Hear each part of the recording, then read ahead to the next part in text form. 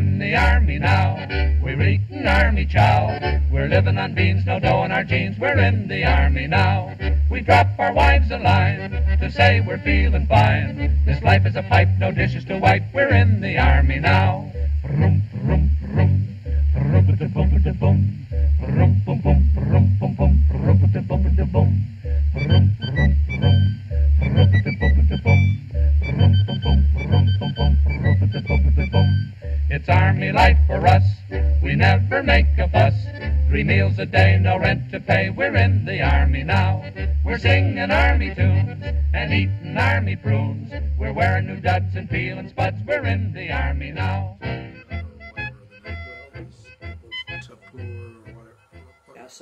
Assam is a region. Yeah. And that has a number of little towns in it. And we got to across India is when we had a problem because they were having a famine. And we couldn't eat but one time a day, and that was like in the middle of the night. They'd stop the train, and we'd get a ladle of hash or something and nothing else. And we did pass through some stations, and we saw people being loaded, dead bodies being loaded onto trucks and stuff, people who died during the night. And then we...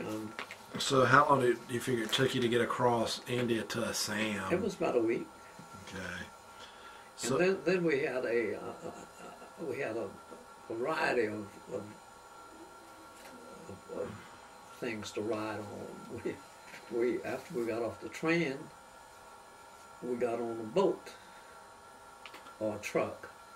I think the truck took us to where the boat was on the Brahmaputra, and which runs through India. And we got on that boat, and it was not comfortable. It was hot and unstable. There were times when we had to move about to get the balance back on the ship. Well, that's the other thing I want to ask you. So y'all were there. It was hot. It was obviously you were there. It was already probably January by then. Well, so when was the cool time in India? I don't know that there was a cool time. India is a warm place, but you can't say that January in India is cool. It may be very hot. I thought of the monsoons as coming sometimes in our summer, and as far as I know, that's when it was. But it was hot on that little boat. Going up. So you go on the boat and you get on trucks again after you get off the boat. Yeah, got into the truck and. And this is all going on to Assam, the province. You go into the province of Assam. We're in the province of Assam. Oh, you're already there, but you're going to the place where you're going to set up your camp. Temporarily, at any rate, because we got out in just this open field and pitched tents. I don't think we stayed there but a couple of days. And then we flew from there to another spot in India, one of the little towns. You remember what the name of the town was? Either Tezpur or Jorhat. In other words, the whole time you were there, you lived out of a tent. Exactly. Yeah. Right. But in the picture I have here, y'all did have some buildings or something. But they were like what do you call them? That's where you went to read or listen to the radio or whatever. And the mess hall was covered, right? Yeah. Okay. So those were the only two things. But other than that, those were the two places. So then you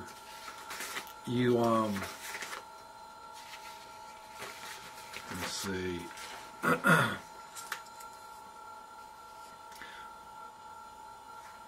So I think you already started getting into the thing where what your duties were. You were basically the clerk who typed stuff and did reports and stuff like that. Well, it was like I made out a morning report every day listing everybody in the unit and if they weren't on the list, then that had to be explained, whether they were sick leave or whatever. And that had to be in the headquarters by like 10 o'clock every morning. Now, I also kept up the changes to the Army book and did whatever the captain wanted to do. I had about 3 different captains while I was there. And But Captain Kidd is the one you like the most, right? I like Captain Kidd the most. But You know you had different COs though, right? Yeah. Other than just Captain Kidd. what? Other than he wasn't the only commanding officer, Captain Kidd was just one of the 3 you had. He was one of 3, right? And my favorite, because what I liked about him was that if I wanted something and the first sergeant disagreed, he always took my side. Captain Kidd did. Like, the first sergeant wanted me, after the war was ending, to get out and do some marching and stuff. And I didn't want to do that. So I said something to Captain Kidd, and he said, well, don't do it. And I said, well, what shall I say if they come to get me? And he said, tell them I said you didn't have to. And I did. So he was my friend. And What? he's the one who let us borrow the Jeep. And Well, I got a letter here I was going to read. It says, "My dearest Mom, today feels like one of those windy days in March back home. I was thinking about the other day about what bitter cold weather I've seen this year. It's never really been cold at the place that I've been since I left the States. The latest letter that I had was one from Frances, and she said that it had been snowing quite a bit the week before Christmas. Now, I don't know if was she in school yet? she was in North Carolina. So it had been snowing up there because it didn't snowing bad. It's all right by me if I never see cold weather until I get back home, and then it won't matter. I feel fine today except for a slight headache, and I hope you are well, and I think that I'll write to my... No, it says, I think I'll write to somebody, but I can't... I think I'll write to Inez today. I haven't written to her in quite some time. Tell everybody hello for me, and I surely like to hear from them. Please take care of yourself and keep on being sweet because I love you so very much. Love always, Buster. And that's in 1944, but we kind of got ahead of ourselves. But I guess Frances is still writing you then, so... Yeah. Anyway. So, so when you're in Indy, you're basically just... I think one of the questions was on here was... I think you've already said what a typical day was like. You like from the letters, you say you laid out in the sun a lot. Yeah. Worked on your suntan. I had a good ride, man. I mean, if you're going to be in the Army, you should have been in my shoes. Now, I will tell you, I mentioned this to you before, I'm sure, but the barracks that we were in one time before all this, before we had tents and stuff, one night, there was one that the guy woke up screaming, because it was the identification of people who had died and stuff like that. But I was lying there, and I heard somebody say, and this was after we were in this. I was the clerk, and I heard somebody say, "I don't know why we have old Humiston around, the first sergeant. Rick runs the unit." And I thought that was a strange thing for them to say, but they all agreed, yeah, you're right. And I guess to some extent I did, because I was the one who put out everything that had to be done. So, Well, I take that back. I didn't read that letter too early because you weren't in India in 1943 yet. It was 1944 you were in India, so that's right. We didn't get ahead of ourselves. So that was one of the early letters in 1944. So I think I think we talked about this before. It was anybody in your company killed or wounded, and I don't think you said there was anybody, no. And this one, how often did you write home? I probably wrote home every week for sure, but sometimes twice. And some of these letters, it was twice a week. I mean, because of the dates on twice. And your mom, how often did she write you? At least once a week. And sometimes more. You said that you did get some letters from. Did you get letters from anybody else? I think you said you got one letter from Helen. But one did you get get Helen? One from Emily. One from. But I mean, obviously, you must have wrote Inez some. So did she write? Did she write you more than anybody? She didn't write me. Of course, she did have a son wasn't Rupert? Not Rupert. Who was her son? Jerome. Jerome. And he was in the army, so she probably wrote him some. No, he wasn't there till after the war. He was too young. No, he was your age. Yes, he was. He was just because we've got those pictures. There's a picture there. He's a sailor. He was in the Navy, so she was writing him. She was. He was. I was only 1 year older than he was, so he would have been. So he was in the Navy, and she probably wrote him some. But did she write you very often, or not much? I have to tell you an interesting thing. You could not possibly tell anybody where you were. That was until the end, when the war was over. But in the middle, I thought I would let Inez know where I was. I was at Jorhat, and I thought if I made some comment about a hat, it would perk some interest. Especially if I said your hat. I mean, your hat. She wrote me back and said, "I don't have any hat." It's so stupid. She wasn't good at charades, in other words. She wasn't. But and then your girlfriend Frances, she wrote you a lot. She wrote me a lot, yeah. And then you said but you didn't write her as much as she wrote you. That's right. Because she was more in love with you than you were with her. That was always the case. I mean, she was not the personality that I could use. She wanted to dominate everything. She wanted to. Well, I think I told you that I was going home. I guess it was from Colorado, and she didn't want me to let anybody know that I was coming except her, and she would send me the money to come, and she did. She sent me $50.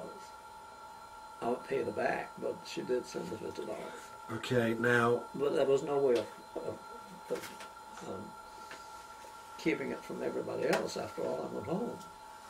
Now, one of the questions was, and obviously you lost weight while you're over there because you said you weighed about 170 pounds, right. And when you got out, according to this, you weighed 156. Right. So you lost about 15 or 20 pounds. Right. But did you? I mean, from some of the letters, it sounded like you got something. Y'all ate decent sometimes, but did you get enough to eat, or did you just get a?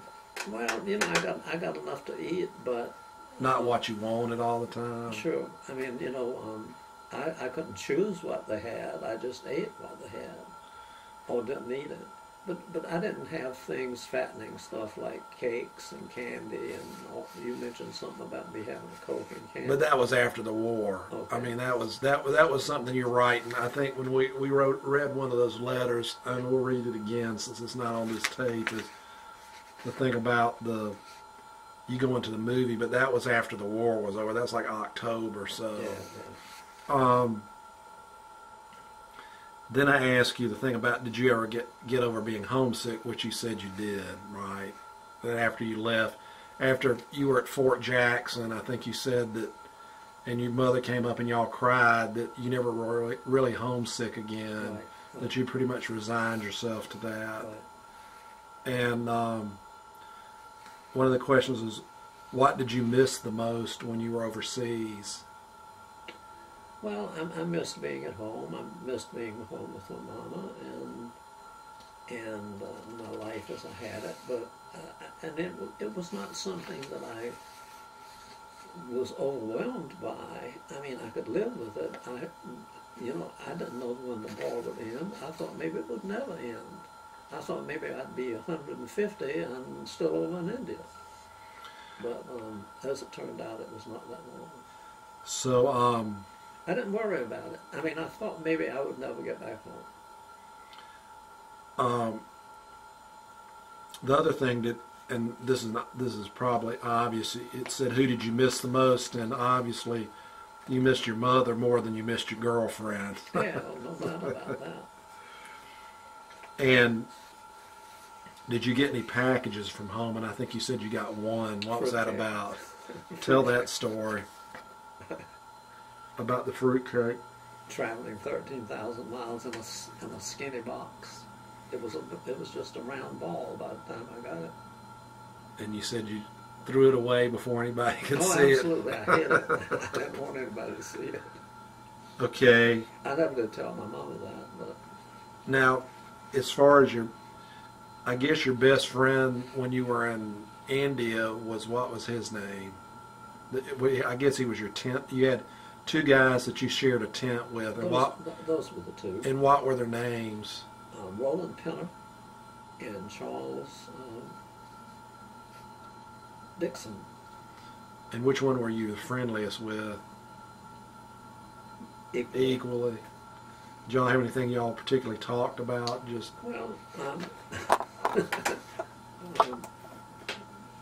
I think Pinner talked about sex more than anything else. And was he the one that was married? Yeah. And the one that would come in naked into the tent? Yeah. So what would happen? He would come into the tent. We'd razz him, get your butt out of here. So he'd come in parading around without his clothes on, and y'all would give him a hard time. Right. Did he finally quit doing it? Oh yeah. We razzed him so much that. So he when he came to see me in St. George and had his wife with him, I should have told her some of the things that he did, but I didn't do that. So he would come parading into the tent. So you were talking about earlier today about how y'all borrowed the Jeep to go out and you got caught between some. Tell that story about the elephants. You want me to tell you? Yeah, go. Well, we didn't talk about it on tape. I think you talked about borrowing the Jeep, but you didn't say about the elephants, did you? I borrowed the Jeep from Captain and Kidd, and a couple of us went. I think maybe Pinner and Charlie went, and a couple other people. And we drove up into the hills, and suddenly there was an elephant in the road.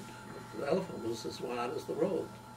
So we asked the guy to please move it out of the way, and then he showed us what was behind us, and there was an elephant behind us. So we were being held up for money. So did y'all give him anything? We gave him minor amounts, a couple of rupees or something like that. Well, I mean, we weren't going to let him throw we were helpless. I mean, what could you do with an elephant? So did y'all go to some of the places that y'all visited when you were there was, well, we know, I was thinking after you talk about your tent mate talking about how he talked about sex, I guess he got off when y'all went to see the Temple of Love, huh? Yeah, right. That's true. So, did you see the Taj Mahal? From the air. Oh, you saw it when the air. On the way home, when we flew that flight from sort of northern India to the west coast, to Karachi in Pakistan, he said, I'm going to go down so you can get a good view of the Taj Mahal. And he did that and circled around, and we saw it good. Today you couldn't do that because somebody would say you were trying to blow it up or something. But so some of the places that were, you've got some pictures in your stuff. I mean, some of them are just the pictures that you buy. They're not any of a mosque.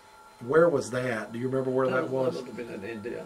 Yeah. But where in India? Do you remember? Was it in Calcutta? Oh, it was in Calcutta. So you got to go to Calcutta? Yeah, lots. not lots, but several times they had a rest camp there, and I wasn't tired. Is that where these pictures were taken, Yeah. where you're sitting out in front Right. and the chairs? That Yeah. was in Calcutta. Yeah, that was in Calcutta. Well, just about, say, a mile out of the city. Calcutta is a lot like Charleston. It was a seacoast town, and it was very updated. They had probably the fanciest movie theater I've ever been in, and it was really plush. And they had restaurants that had American bands or English bands that played popular music. The menus were hand painted and they were different daily, and it was not that expensive. So we made some visits there.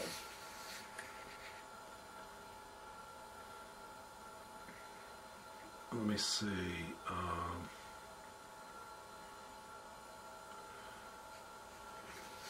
And here's this letter. I guess now this is still in 1944, and this is the one I think it talks about. Let me see.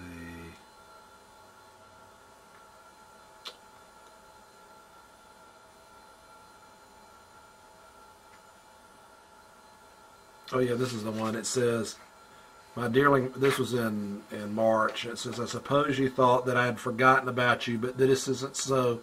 This is the first chance that I've had, and I can be sure that I'll write as much and as often as I can. I sent you a picture of me. Hope you got it. I still haven't received the letter you mailed with the check." I don't know what, she was mailing you a check, huh? Well, I think she's talking about having gotten a check from me, which I had not endorsed. Oh, so she had to mail it back? Right, to get my signature. I was really surprised today when I got a letter from Patricia. It was written only a few weeks ago, so I know that the family is well. She told me all about her birthday party, and she talked about how good Peggy is. Tell Peg hello and not to forget me. I'm in India, and I'm getting along just fine. Please don't worry about me because I can take care of myself. Write just as often as possible and use the address on this letter. I want to write some more letters. I think about you all the time, and I love you twice as much.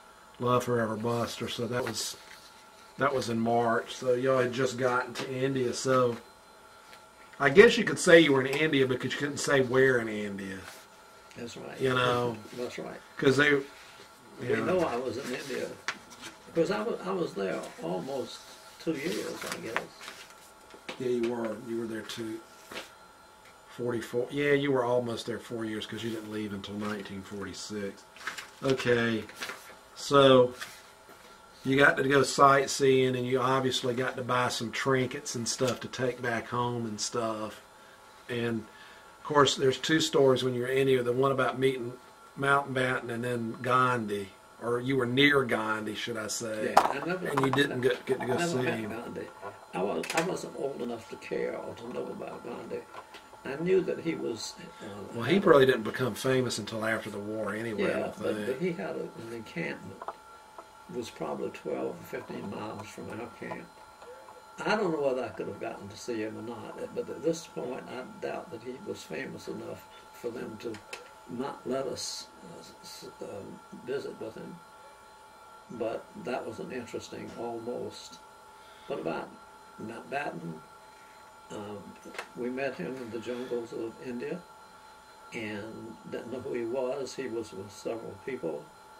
And they stopped and talked with us, and in the process, the person who turned out to be Mountbatten said you should be very careful about keeping your carbines with you at all times, especially at night, because the Japanese will come in and cut your throat.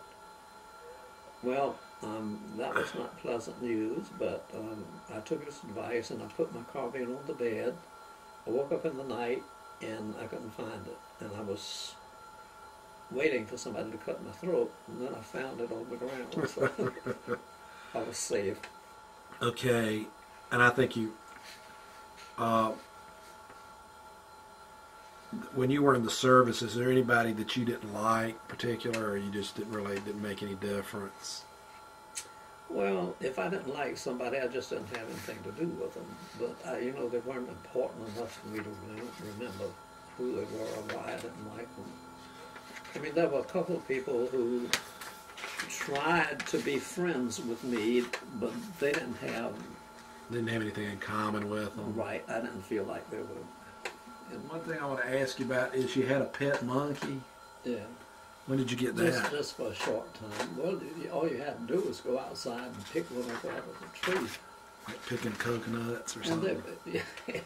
No, they go through your hair and try to find things, license, I guess, to eat. So you didn't have one that long? No, I didn't have one. Okay, now there's this picture where you had the little guy that was named Chico. Yeah. And he did like odd jobs for you, and y'all paid him. Well, I don't know what the other people did, but he kept my shoes polished, and he washed my clothes, and did made up the bed and stuff like that. And he was from this village in the Naga Hills, I think it said. Yeah. And you said y'all thinking about bringing him home? Yeah, everybody wanted to bring him home, and they obviously knew they couldn't, so.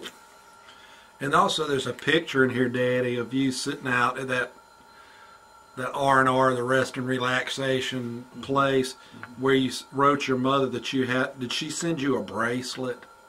It says that she sent you're wearing a bracelet that she sent you on your right arm, and wanted to know if she could see it or not, if she could see it in the picture, which you probably couldn't because the picture was so tiny. I had a bracelet, but I don't remember. In the picture it says, you can see the bracelet you sent me on my right arm. So obviously she sent you a bracelet. You just don't remember it, and you didn't keep it. So you would think I did. Yeah, that's what the. You'd think I wouldn't remember. See it. You can see the picture. You can see the bracelet on your right arm, but I don't know what it was. So she sent you 2 packages. One that had a bracelet in it. I'm surprised that made it there. Yeah, me too. That somebody didn't steal it. And now this boy is a twin to the other one that we were seeing.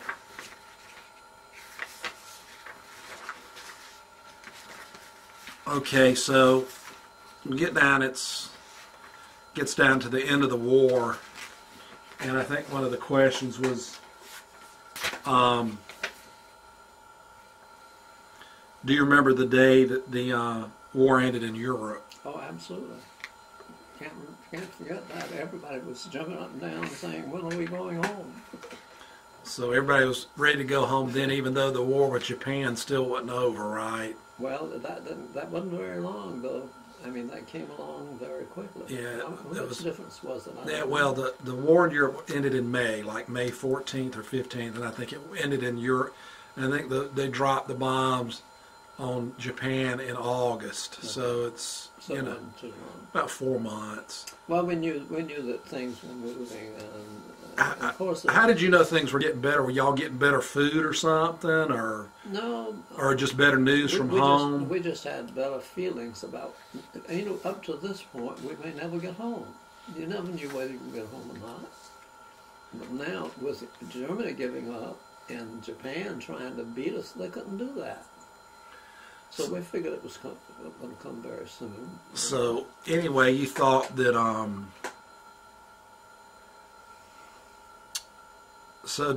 then when you found out the war was coming to an end, even though the war in Japan hadn't ended, were you starting to think, now I don't want to do something stupid and get killed before I get home, or did you even think about that? No, I didn't think about that.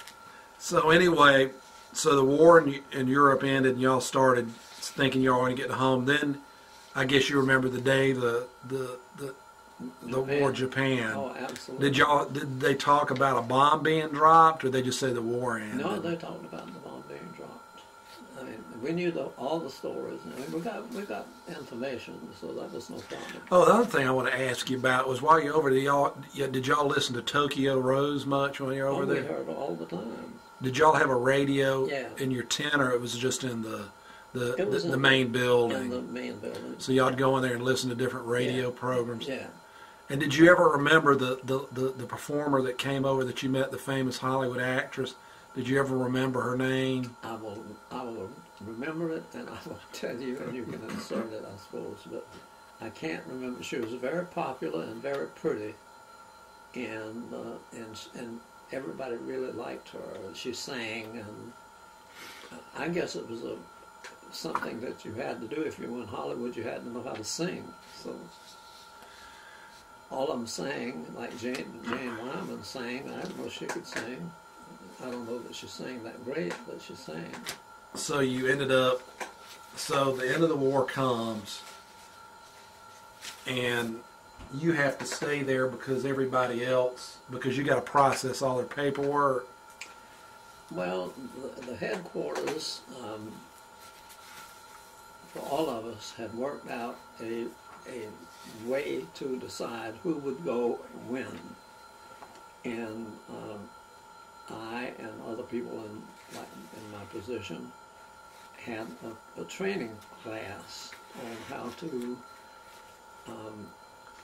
come up with a point score so that people would understand Who got to go first? right who was going and who would likely go and when they would likely go. So I did that, and I had no problems with it. I explained it to the guys about how we came about, and they thought it was fair. And since I was new, and then I didn't have a lot of points, to tell you the truth. But I guess they'd rather me be there anyway. So I was one of the last, if not the last, to leave.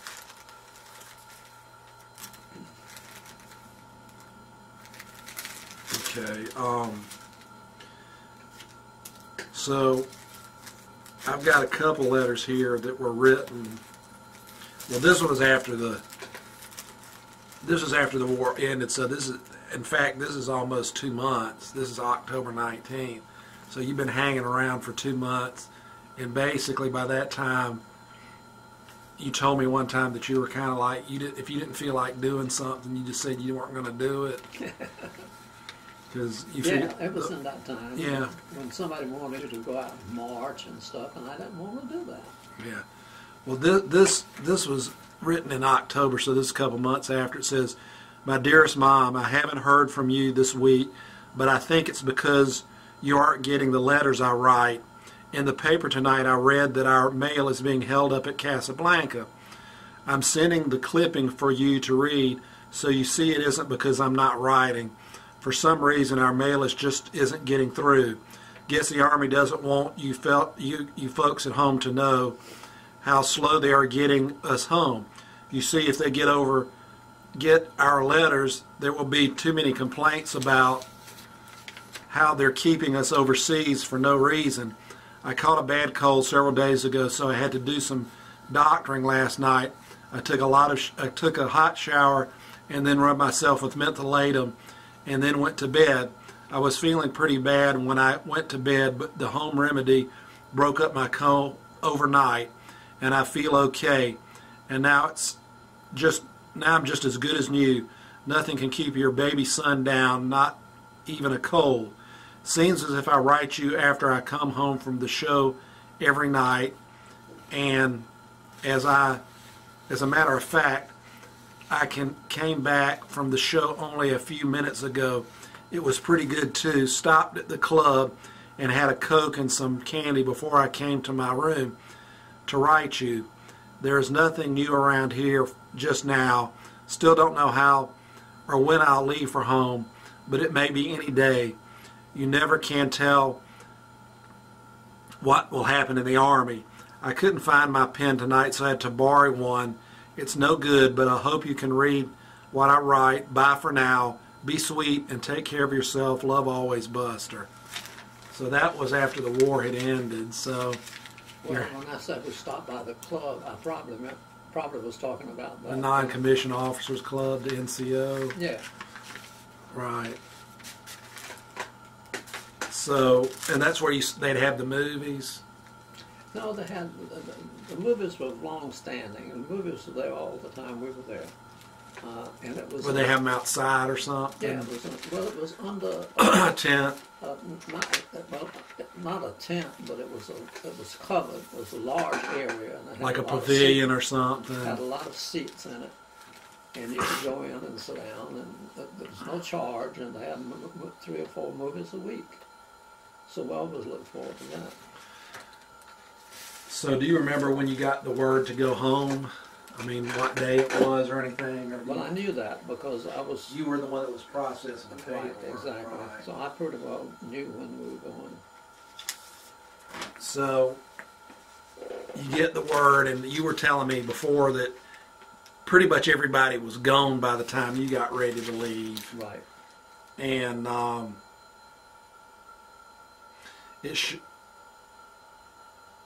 of course, I don't know if this is your date of departure or not, but anyway, it was right. You said you were in camp at Christmas time. It was like December 1945, and I mean on the tape we did before, you said it was December. Nobody wanted to put up a Christmas tree, and everybody was pretty much gone. But y'all put up a Christmas tree anyway. And I think that's what you said. I don't remember that. That's what you said last week. You see. said it was like December 45, okay, and everybody was pretty much gone, and nobody was going to mess with the Christmas tree, but you insisted they put one up, and you did. That was at home. Oh, that was at home. I'm sorry. I thought that was when you were in the Army still. No. Oh, I must have gotten mistaken then. Anyway, so according to this, your date of departure was January the 46th. So you basically left Tazpur or wherever, and you took a plane to where was it? Did we say? Pakistan. Actually, it was Karachi. Karachi, which right. is in Pakistan. Right. So you take the plane to Karachi, and from Karachi. And that's where I ate some ice cream at a restaurant and got sick. Food poisoning. Right. So you go from Karachi to where you get on the boat from Karachi when you flew over. And I told you how this is the way Army works. I had flown halfway across India to get to Karachi, and now I get on a boat, a troop ship that goes back around southern India until it's almost back to Calcutta to come across the Pacific Ocean. And it was a 30-day trip. Yeah, and this is the letter that, and this is the last letter I'm going to read, but this is the one, I only got 2 pages of it, and it's talking about leaving to come home, and it said, you got your orders on Monday, and I leave Wednesday, ! I called headquarters today, and they told me when I'll be leaving. I'm going to fly part of the way, and at least to the port to catch a boat. The trip is more than 3,000 miles, and it takes about 10 hours by plane. By train, the trip takes from 8 to 10 days, so you see how much time I'll save like that. The trip is safe, so you don't have to worry about me. The pilots are careful. They have to be because each plane carries about 40 guys. When I'm flying, I always go to sleep, so I really enjoy the trip. I'll have to wait at Karachi to catch the boat to the States. All in all, I think that I'll be home in about 5 weeks from now, and I'll be out of the Army for good. Let's see if everything works out, and I don't have to wait too long before a boat. I should be home about the 27th or the 28th of December. Of course, if I'm really lucky, I may make it home. And missing a page, I'm sure it said for Christmas. Okay, it's so nice to think about coming home. I've started packing today and getting rid of some of my junk. They'll take most of our clothes away here, so I don't have so much to drag around on the way home. We can have only a bag of clothes, so it will be easy to manage. I'm not working now, so I spent a few hours out in the sun today. The sunshine feels so good, and I always feel better when I'm out in it. in the open. Some of my pals left yesterday and some went today. There aren't very many fellows left in the company now. For those last few days, I'll be kind of lonesome, I guess. I'll say goodnight for now, Mama, and I'll write you again when I get to the port. So if you don't get a letter from me in a few days, you'll know I'm on my way. Be good and think about me. I'll be seeing you before you know it. Give my love to all. See you real soon. All my love, your son, Buster. So that was when you were on the way home. Right. And Well, so you get on the boat and you're heading for, I guess y'all land at Seattle. Is that what it was? No, we got on the boat, and then we go back around to India. Where you were before. Where we were before, or close to where we were before, and in the Pacific. Now, I think my discharge shows that we were at sea for 30 days. Right, from January the 1st to the 30th Right. is the date of arrival. Right. Now, that's not the date of...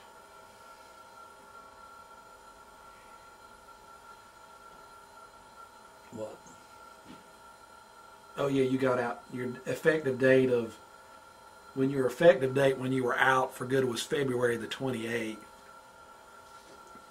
When I was out Out of the Army for good was February the 28th. Right. So anyway, so you go and you catch a boat and you start across the Pacific, and it took you basically 4 weeks, is what you said, 3 or 4 weeks. 30 days. And so you were... We passed the international date line. And had Sunday twice, I think you said I that. had 2 Sundays twice. And you said you didn't know anybody on the boat, right? No, didn't know Not a anybody. soul. But it was real smooth and everything. It was like glass. I mean, there was no turbulence at all. And the only time I got sick was when I was on KP. Everybody had to take their turn. I was putting ketchup on eggs or something. It was terrible. And I felt a little queasy, but I never got sick. So when you get to Seattle, what do you remember about when you got to Seattle? Seattle, the mess hall was a good way from the barracks, and it was down a hill, and very difficult to go down and climb up. It was really a trip, but you know, the food was excellent. I mean, they really put on the stuff for us. But And didn't you say when you got off the ship there were a lot of people down there to... exactly, yeah. A lot of people welcoming us, and giving you stuff like cigarettes and candy and whatever you wanted, and cheering and all that sort of stuff. What time of the day was it when y'all got home, do you remember? And we got to Seattle. Seattle. It was in the middle of the day. I don't remember the exact time. So anyway, then you get they process all your paperwork to get you out when you were in Seattle. I don't know that they did. That was done in Fort Gordon, Georgia. Oh, that's right. So you get to that. I forgot about that. So anyway, you got on a train, you said, from Seattle and across the northern part. And probably went through Chicago and down. A lot of snow, ice, and that sort of thing. Said it was real cold. We were comfortable. I was comfortable. I didn't know anybody on that trip. So anyway, you get to Fort Gordon, Georgia, Right. and that's where they processed us. That's where my discharge is done. And they gave you another physical. to make sure that because in this one it says you were vaccinated. Well, you got before you left Indy, you got a smallpox vaccination, and you got a typhoid vaccination. Well, you got a typhoid on October 1st, and then you got a smallpox. Well, now that doesn't say it was in Fort Gordon, though, does it? No, this was when you were still in India. Yeah, right. That you got those. Right. So you get back to Fort Gordon, and they give you discharge papers. Right. So what did you do then? You got on a bus? Got on a bus, And you know, Fort Gordon is not very far, and it was in the middle of the night. And when we got, I knew when we passed Reedsville that we were just about there. So I went up to the driver and I said, "I'd like to get off when I tell you along this road." And he said, "No problem." So I got my stuff together and went up by him. And when we got to the house, our house was right on the road. I said, "This is where I'd like to get off," and he stopped, and I got off. Well, I know what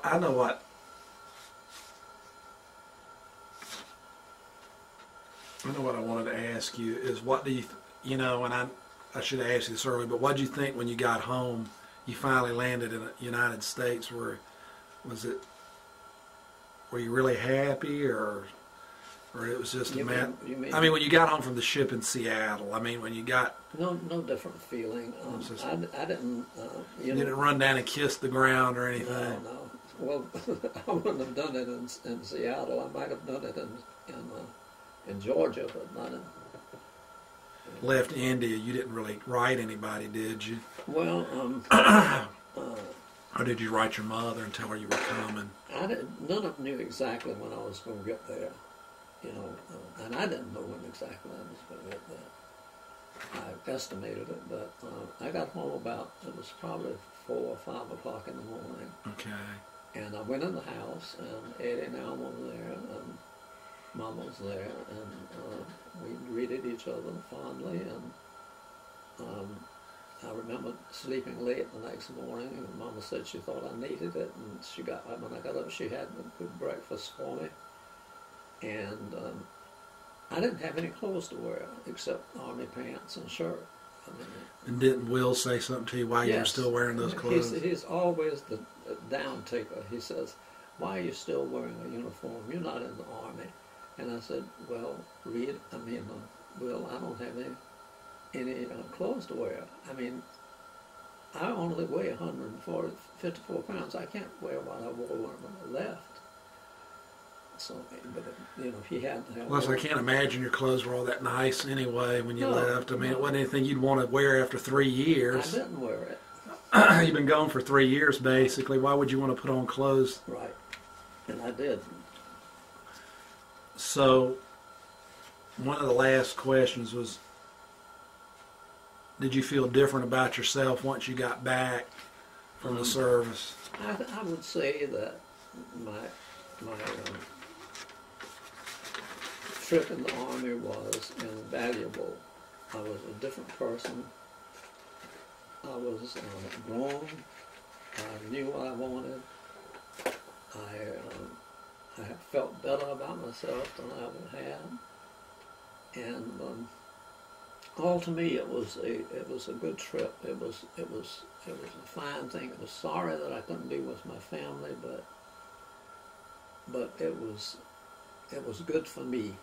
You know, I told somebody from my classmates when we were meeting after the war, I was born in Baton, but I grew up in India, and basically that's it.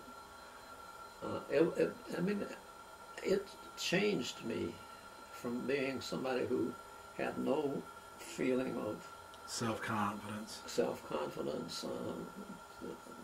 to be a nerd, to now say, no, this is not what we're going to do. This is what we're going to do. And I think you said one time before that you knew after you'd gone into the service that you knew you didn't want to live in a small town. You didn't want to live in Batham anymore. You want to go someplace bigger. Exactly. I knew that the life I had before was not the life I wanted. I mean, did you ever think about what you wanted to do before? I mean, let's say when you were in the service, before you went into the service, did you ever think about what you wanted to do with your life before you even went in when you were in high school? What you wanted to do for a living? You didn't really think about that. I think my possibilities were very limited at that point because I was not a wonderful person. I mean, I grew up with other people. You know, I learned that there were other intelligent people in the world, and they knew a lot, and they 'Cause shared it with me. Yeah, it was one thing like at the first we skipped over because before you went into the service you were working at the Navy Yard, right? Yes, That's because yes. I mean we forgot about to add that in, but before you went into the service, after you'd gotten out of high school, you had been working. You'd worked for Will in his store, Right. at the grocery store, and then you started working at the Navy Yard where you could make some money, Right. which was before the war started, but Right. the economy had started to pick up, Right. and so. And it was easy to get a job. And we traveled 50 miles back and forth every day, which was really wearing, but you could sleep. Yeah.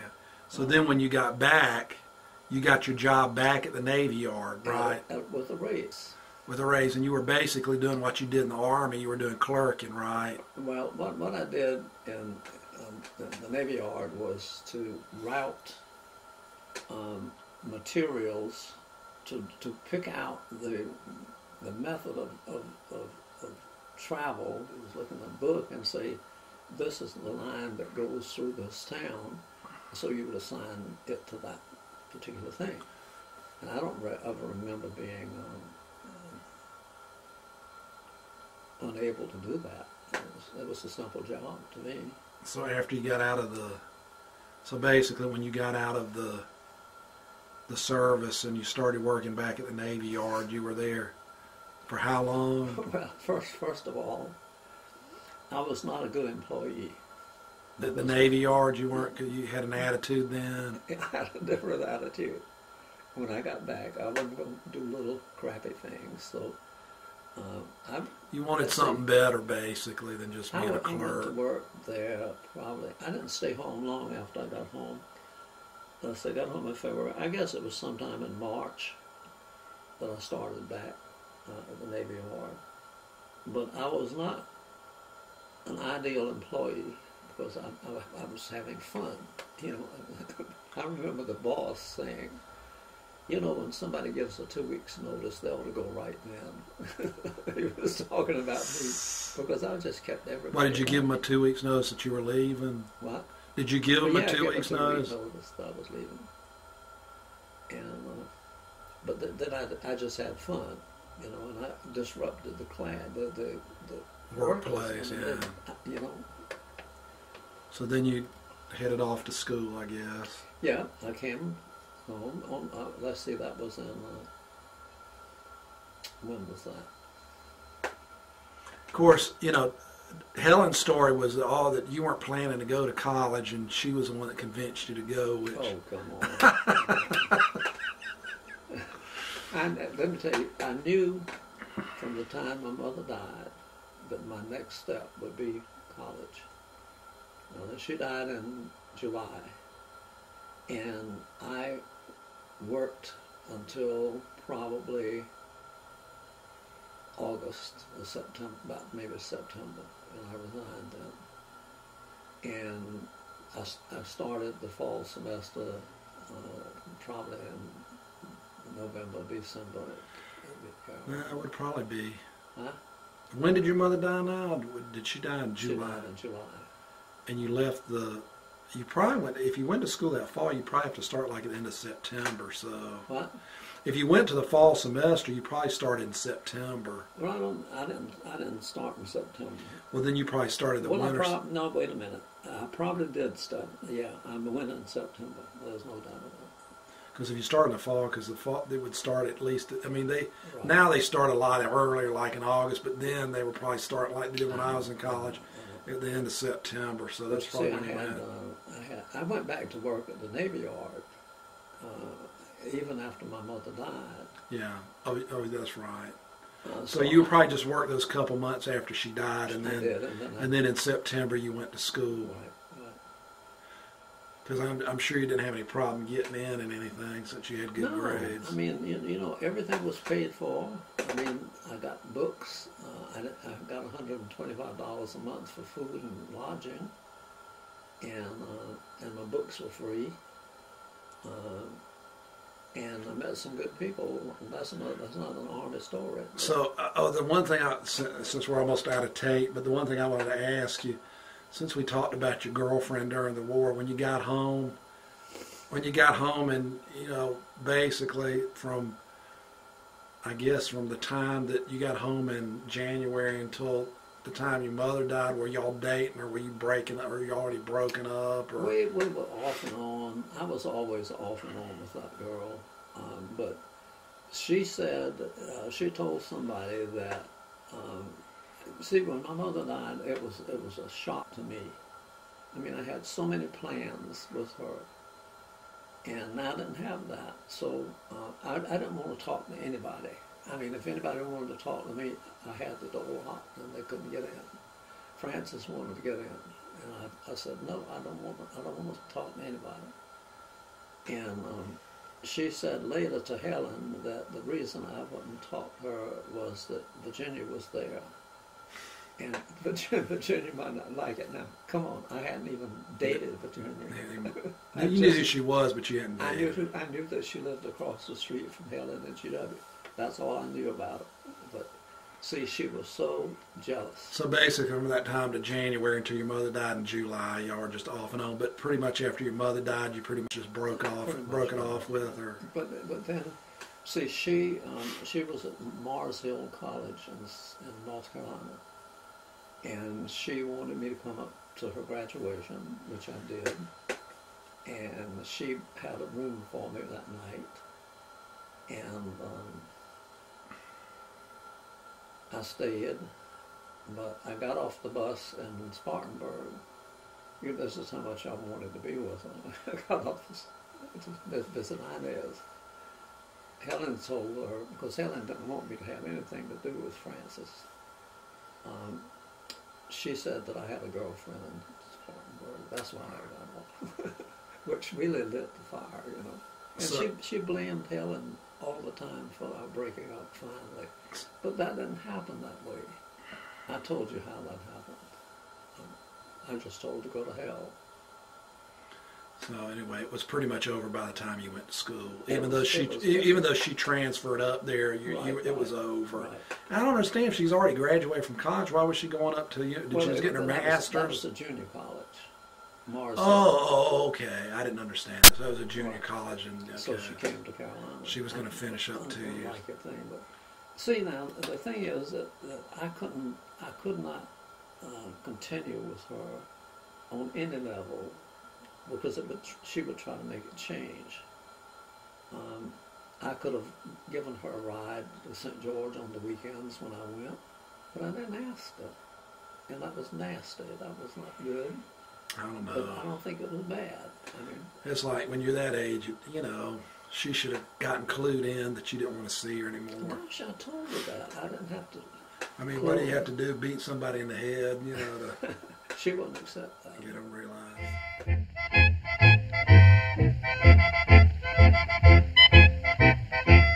You're in the army now, you're not behind the plow. You'll never get rich while digging a ditch. You're in the army now, you're in the army now, you're in the army now. You'll never get rich on the salary which you get in the army now.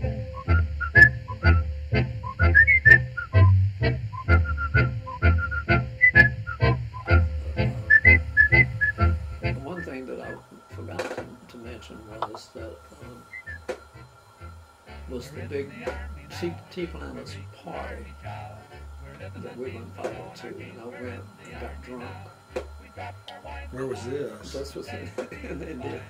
Oh, no, you didn't tell me about that. Well, I was not a drinker, so anyway, I went up to the bar, and there was some of my friends were there. And I said, "What are you drinking?" They said, Boilermakers. I didn't know what a Boilermaker was. I said, "Well, I'll have one or two." And after I was feeling pretty, picked me up and put me in a truck, drove me back to my barracks or my tent, and put me out. So what do? I get up and pull off all my clothes and walk half a mile to the shower, sat down on the floor in the shower. For half an hour, I just let water run over me. The next day, I didn't feel anything bad. I felt good.